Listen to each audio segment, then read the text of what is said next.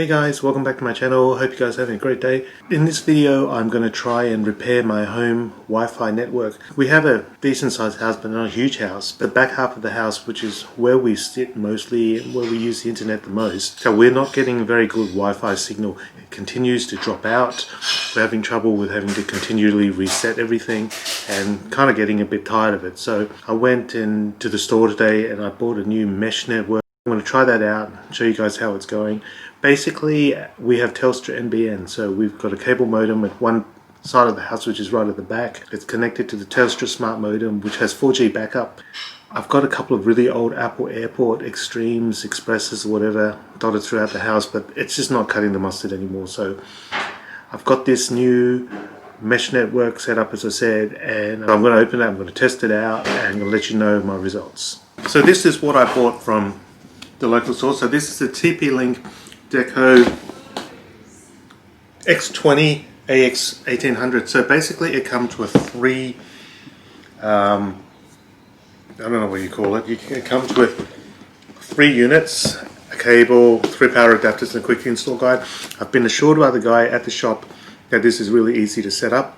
Fingers crossed that it is, because apparently the airports were so old and it took ages to set up. And it should be as simple as installing the app and just following the instructions, plugging it into the existing smart modem that I have, and it should be all good to go. Apparently we have to set up a new network for the house, which is fine. I was tossing up between this one and the Google Wireless, the Wi-Fi Nest, or the Nest Wi-Fi thing. What attracted me to that, by the way, they're exactly the same price. What attracted me to the Google one was that each of the units acts like a Google Home, so you can actually talk to it. It has voice recognition, but apparently you need to use that router as part of the setup, and you can't use the Telstra Smart Modem router, so you plug that one directly into the black box and use that as the router, but then you lose the 4G backup. To be fair, I'm not sure how good the 4G backup is anyway, because every time that our internet has gone down, the 4G backup hasn't kicked in, and I've had to fiddle with some of the network settings to get it to work, so it's not an automatic thing anyway. But I would prefer to be able to keep that 4G backup as possible, and we'll see how it goes. So this is the quickest unboxing of all time. This is what's in it. Ooh, it looks like a hidden Mickey. It does. So apparently I just got to download the app, turn off my modem, plug in the modem and a deco, open the app, finish setup. If it's that easy, it'll be awesome. If it's not, it won't be so awesome. So in this box, try not to kill the box just in case I have to take it back. But they just look, take my word for it, they're the power adapters. And these are the little baby white things. Cute. My wife says they're cute. There's 3, so they're all exactly the same. So I guess you connect one of them to the Telstra Smart Modem and you dotted the other 2 around the house. And we'll see how it works.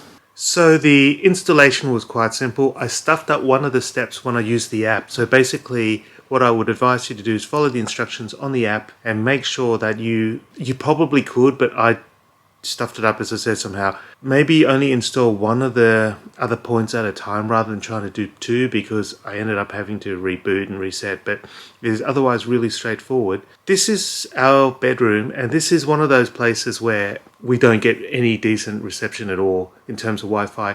We spend most of our evening, if we're trying to watch Netflix or something in here, we keep having to turn on and turn off the Wi-Fi on our iPad and trying to just get some sort of Wi-Fi, and it keeps cutting out, and it's an exercise in frustration, really. And that's the motivation of why I wanted to upgrade our home Wi-Fi network, because that was just completely crap. What I'm going to do now is, as I set this up, I'm going to do a little experiment. So what I'm going to do is I'm going to compare the current Wi-Fi that we have with the new Wi-Fi.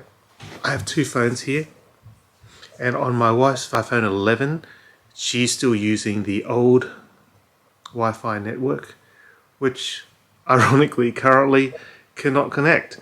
And I'm going to be using the new Wi-Fi network that I've set up.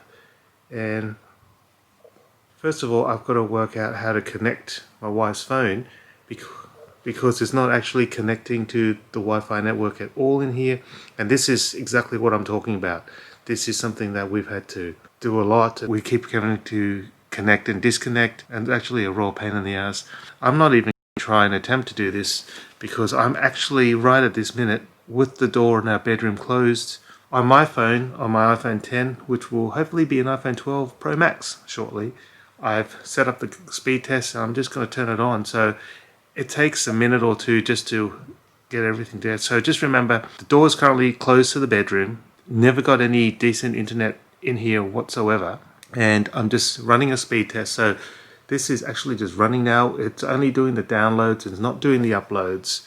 I'm getting 54.24 in here compared to my wife's iPhone,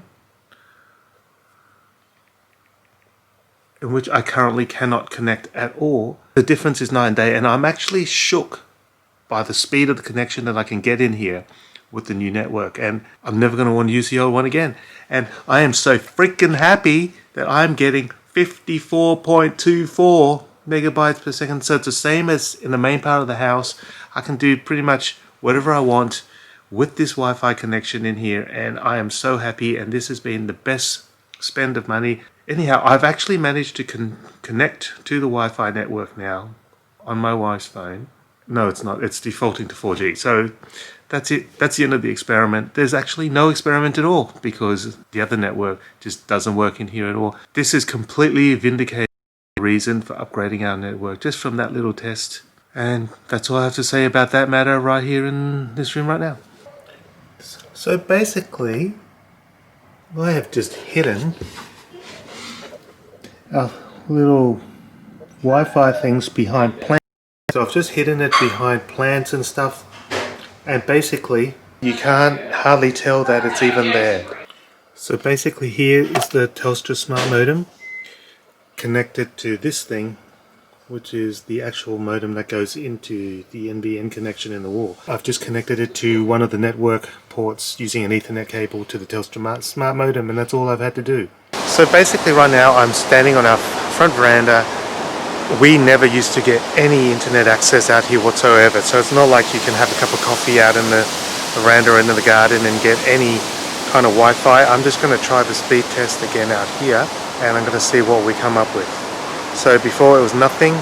It's not ideal out here because it is very windy and we've got a tin wall, so it's not going to be 40 or 50, but we are so far away right now from the actual access points, and I'm getting 13.38. Not awesome, but it's certainly usable out here if you need to. I'm literally right outside in the garden and I'm getting that sort of download speed, which is quite acceptable for where we are. But I'm really happy with this, and this setup came with 3 units, so one of them you can't consider really because it connects to your modem or your router, so it stays where it is.